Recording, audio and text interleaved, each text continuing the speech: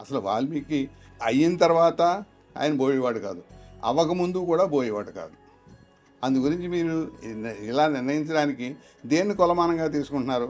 వర్ణాశ్రమ ధర్మాన్ని క్రమంగా తీసుకుంటే అతను వాల్మీకి మహర్షి అయిన తర్వాత రామాయణం వేదాన్ని స్వరూపమైనటువంటి రామాయణాన్ని రచించగలిగినటువంటి మహర్షి అయినటువంటి వాడు బోయివాడు ఒక క్రౌంచ మిథునం యొక్క జంటలో ఉన్నటువంటి ఒక క్రౌంచ పక్షిని బాణం ఎక్కుపెట్టి వధించిస్తే ఆ దానికి శోకం చెందినటువంటి మహానుభావుడు వాల్మీకి.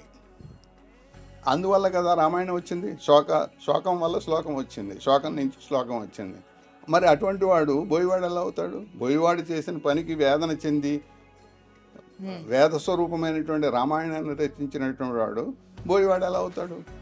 పోనీ అందు గురించి ధర్మం ప్రకారంగా చూసినా, చాతుర్వర్ణ వర్ణ వ్యవస్థ ప్రకారం చూసినా కానీ బోయివాడు కాదు. మరి మీరు పుట్టుకను బట్టి చూస్తానంటారు. పుట్టుకను బట్టి చూస్తే ప్రచేతస మహర్షి యొక్క కుమారుడు అంటే బ్రాహ్మణోత్తముడు. పుట్టుకను బట్టి కూడా బ్రాహ్మణుడు. ధర్మాన్ని బట్టి చూసినా బ్రాహ్మణుడే. మరి ఎస్టీ ఎలా అయ్యాడు? బోయివాడు ఎలా అయ్యాడు?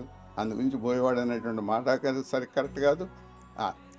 అంతకుముందు కాబట్టి కులం ప్రకారం వర్ణాశ్రమ ధర్మం ప్రకారంగా చూసినా, కులధర్మం ప్రకారంగా చూసినా, ఏ రకంగా చూసినా కానీ వాల్మీకి మహర్షియే, బ్రాహ్మణోత్తముడే.